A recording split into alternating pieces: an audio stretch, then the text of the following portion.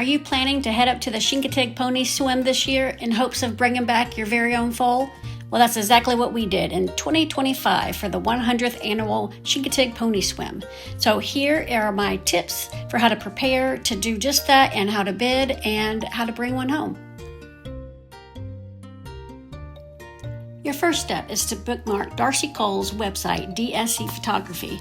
Go there and you can find a listing of all the foals. As soon as they're spotted and there's pictures, she'll put information on here and about their parents, the first time they were seen, and great pictures. So follow along with this, and they just keep getting updated as the foals are born.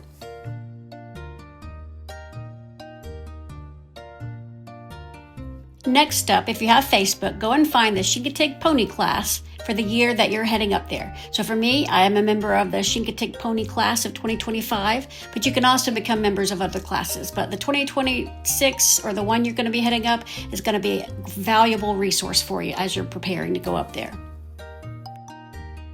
This group gave me contact information for the herd veterinarian, and I was able to message and ask tons of questions, and she was more than happy to help me.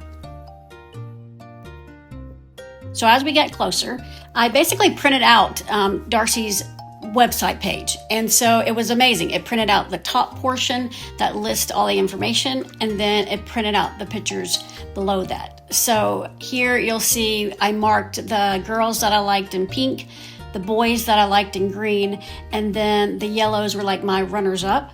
And then I'd make little notes beside them if there was something specific about one pony, and any notes I had about them, I would write them on this.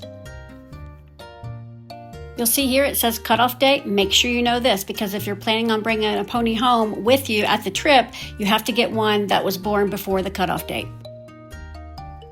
I reference these pages all the time, took them up there on my trip. It was really, really helpful.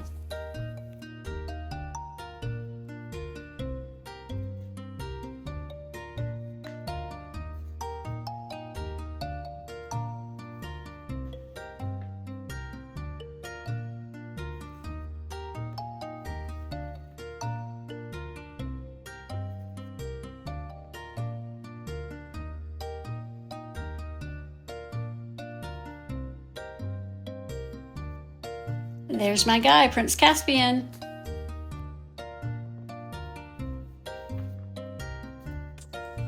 And as soon as I saw that DSC Photography put these books out, I purchased one right away. And it actually didn't take very long to get here. So some of the last ponies to be born aren't in there because obviously they weren't born yet. But these were fantastic, and these will definitely serve as like mementos that I can keep for a very long time. When I saw that my favorite foal was on the cover, it just reaffirmed that Molly Rosebud's baby was one of the more popular ones. That made me nervous about if I was going to get them. The pages, the 2 books, and a pen fit perfectly in my little clipboard. This came with me on the trip, so I could reference it the whole time. Why not stock up on some good reading material? The same ones, but it looked different on the outside, so I got both on accident. And of course,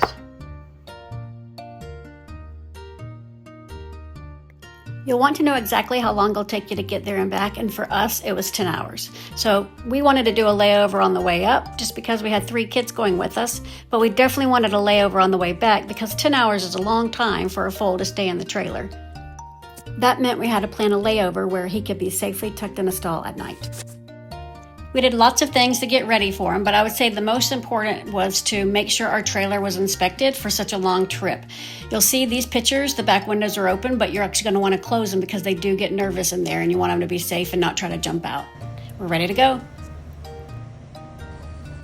I would guess by the time you get up there, most people have a few favorites, if not like one major favorite like we did with Molly Rosebud's. Our second favorite was Little Bee's little colt. So go watch the ponies. Obviously you can't tell much just by watching them, but look at them. Is there one that strikes your fancy? And also just enjoy the experience of getting to be around them and see them. We just love getting to see the different colors, the different moms and babies. It was just a neat experience all the way around.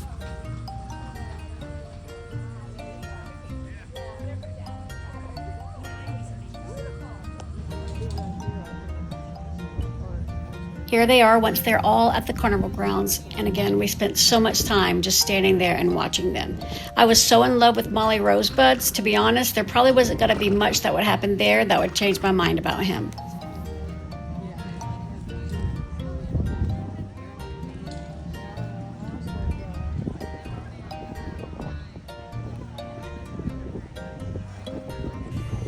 Then I recommend going over and scoping out the auction grounds before the day of the auctions.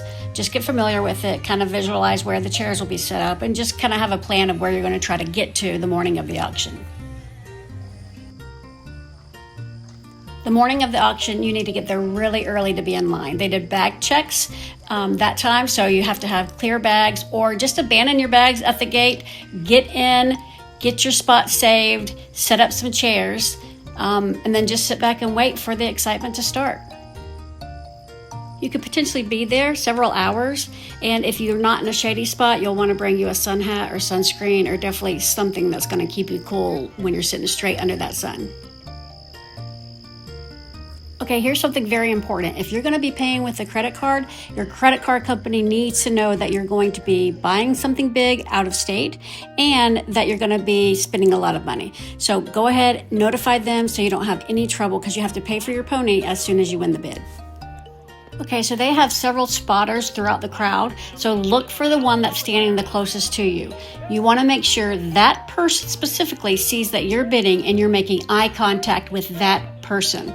So once he realized I was in it for the long haul, he kept checking in with me. This is very important. Don't worry about the auctioneer up on the stand. Just keep checking in with the person standing right there helping you.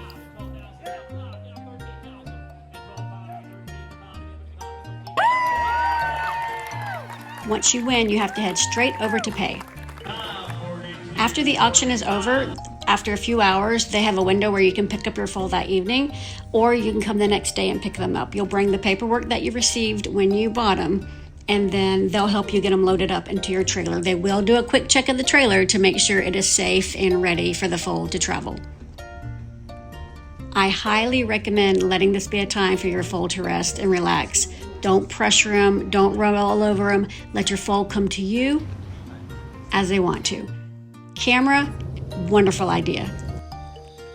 I simply bought a backup camera and it worked perfectly the whole trip.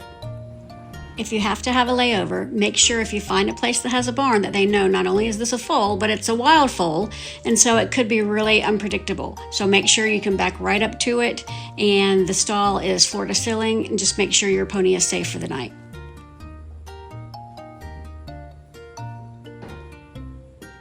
I also can't stress enough, just go very slow, keep things quiet and calm, and that's what's going to be best for the foal after all these days of craziness. Arriving home is a time of excitement for sure. This is the moment we've all been waiting for.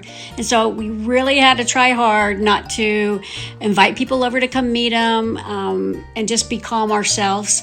We were going to let him smell our horses through the fence, which he did, but definitely not having him go in or be introduced one-on-one with any of the horses. So getting to smell, walk around very calm, letting him graze, and then we got him into a stall that we already had set up for the evening. It is not ideal to have a foal taken away from its mother at 3 months old, but I understand why the process has to be done this way. So that meant for me, I wasn't going to keep him isolated from my other horses for long. Once he was settled, it was time for them to meet everybody. He needed to become part of a herd quickly. He needed that for his emotional well-being and his physical well-being, and to just be an overall better pony as he grew. Keeping him separated for a long time is not ideal, in my opinion. If you're new here, go back and watch my other videos and you'll be able to see his whole first year. Here's Prince Caspian now on his 1-year birthday. We have loved every second of having him and we look forward to so many more moments. So if you're heading up to get your own pony, we wish you the best of luck and have fun.